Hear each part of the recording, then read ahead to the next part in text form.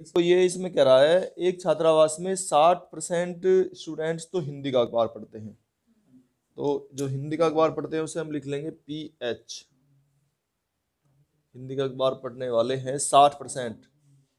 ठीक है। फिर 40% जो है अंग्रेजी का पढ़ते हैं, तो PE लिख लेंगे उसे, इंग्लिश।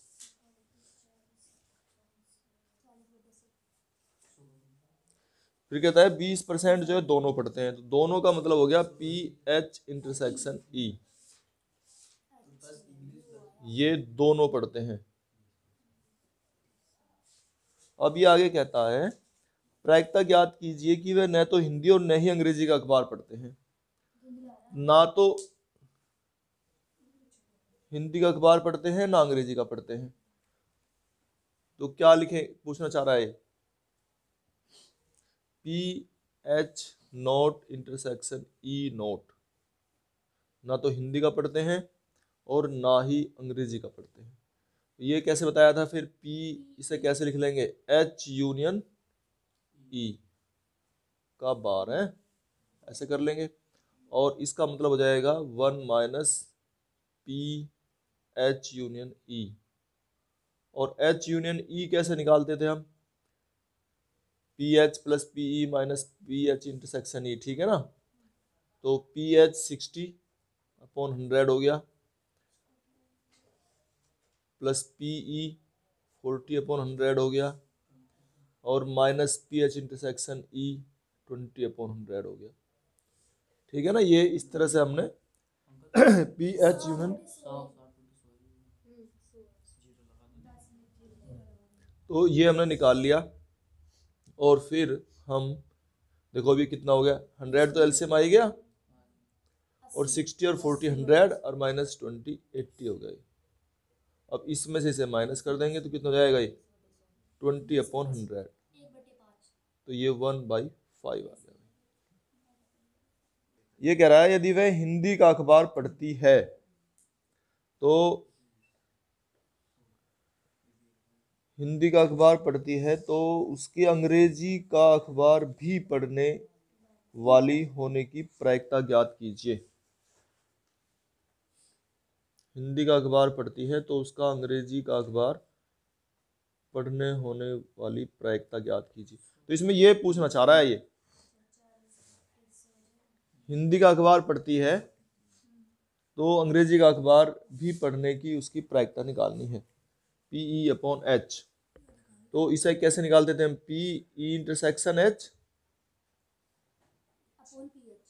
Upon PH।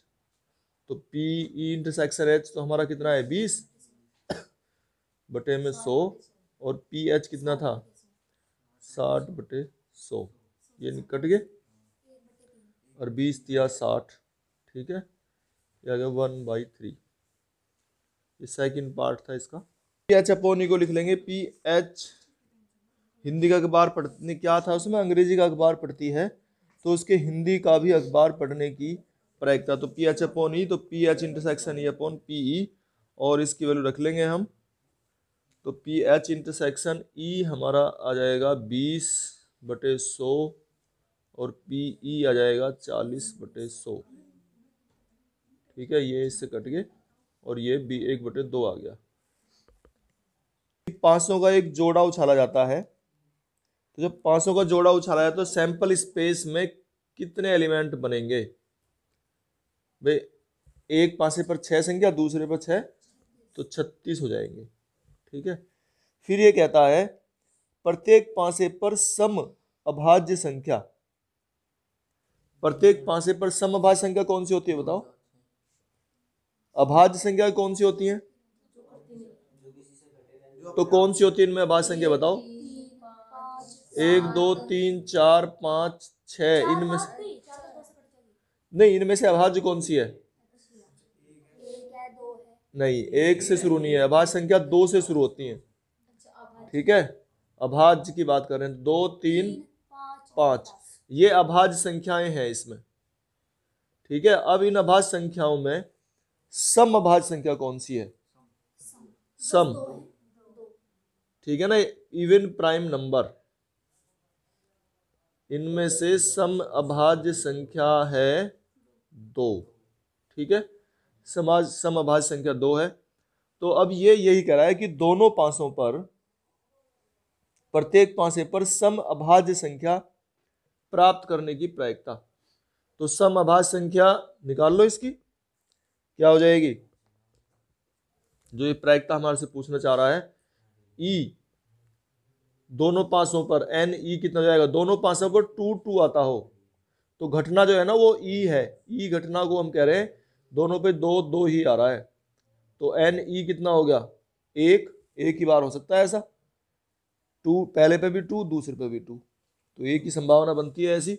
इसकी प्रायिकता हमसे पूछना चाह रहा है पी ई, तो कितना हो जाएगा 1/36। ठीक है,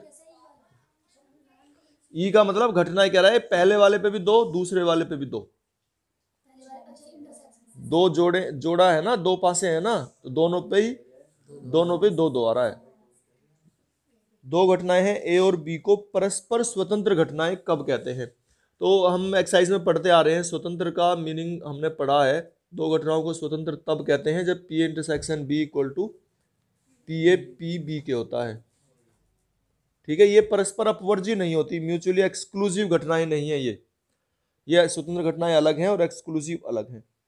तो अब इनमें से कौन सा हमारा अल्टरनेट सही है, पहला तो ए और बी परस्पर अपवर्जी हैं, ये सही नहीं है, अपवर्जी और स्वतंत्र अलग अलग घटनाएं हैं। उसके बाद है इसमें P A equal to P B भी है, ये भी सही नहीं है। और P A dash B dash, देखो P A dash B dash या ए बार बी बार से भी हम लिखते आ रहे हैं। अब इसका मीनिंग क्या है,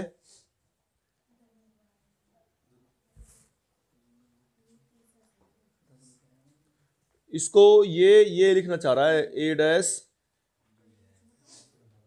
इंटरसेक्शन बी डैश, तो इसे हम लिख लेंगे पी ए डैश, अगर ये परस्पर स्वतंत्र घटनाएं हैं तो पी ए डैश और पी बी डैश। ठीक है, ये इस तरीके से। और पी ए डैश का मीनिंग क्या है, 1 माइनस पी ए, और इसका मीनिंग है 1 माइनस पी बी। इस तरीके से ये हमारा बी पार्ट इसका सही है।